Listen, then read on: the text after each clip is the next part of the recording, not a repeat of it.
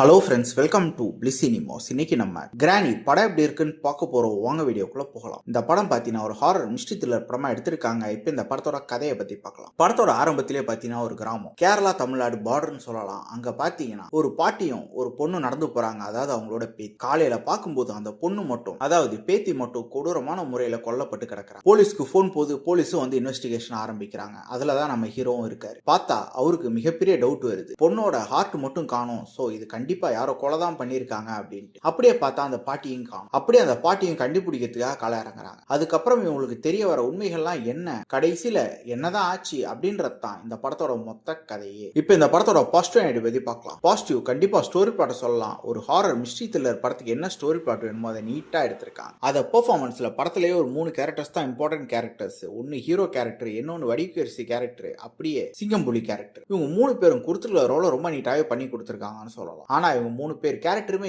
பெருசா எழுதல. அதனால யாரோடையும் மிங்கிலா உட்காந்து படத்தை பார்க்குற அளவு இல்ல. படத்துல வர காமெடி போர்ஷன்ஸ்லாம் பார்த்தீங்கன்னா ஒரு சில இடத்துல ஒர்க் அவுட் ஆகுது. ஆனா பல இடத்துல பயங்கர கிரிஞ்சா இருக்கு. சரி, இந்த படம் ஒரு ஹாரர் படம். ஹாரர் போர்ஷன்ஸ்லாம் எப்படி இருக்குன்னு பார்த்தீங்கன்னா ஓரளவு ஓகேவா இருக்குன்னு சொல்லலாம். பெருசா இம்ப்ரெசிவா எதுவுமே கிடையாது. பெருசா ஜம்ப் ஸ்கேர்ஸ் கிடையாது. எதுவுமே கிடையாது. டெக்னிக்கலியும் பார்த்தீங்கன்னா படம் ஓரளவு தான் ஓகேவா பண்ணியிருக்காங்க. இன்னும் பெட்டரா பண்ணியிருக்கலாம். அது சினிமோட்டோகிராஃபி, சவுண்ட் எஃபெக்ட்ஸ், பிஜிஎம் எல்லா ஆஸ்பெக்ட்ஸ்லயும். ஸ்கிரீன் பிளேஸ் பார்த்தீங்கன்னா படம் பயங்கர ஸ்லோவா போகுது. அதுவும் குறிப்பா ஃபர்ஸ்ட் ஹாஃப்லாம் தள்ளுன்னு தள்ளுறாங்க. செகண்ட் ஹாஃப் பொறுத்தல ஓரளவு நீட்டா இருந்ததுன்னு சொல்லலாம். மொத்தத்துல பாத்தீங்கன்னா இன்னும் கட் பண்ணி தூக்க வேண்டிய காட்சிகள் நிறைய இருக்கு. ஓவராலா பாத்தீங்கன்னா இது ஒரு பிளேயர் ஜன படம் தான். வேணும்னா ட்ரை பண்ணி பாருங்க. இந்த படத்துக்கு IMDbல 7.2 கொடுத்திருக்காங்க. என்கிட்ட கேட்டீங்கன்னா ஒரு 4.5 கொடுக்கலாம். இன்னொரு வீடியோல சந்திக்கலாம். தேங்க்யூ.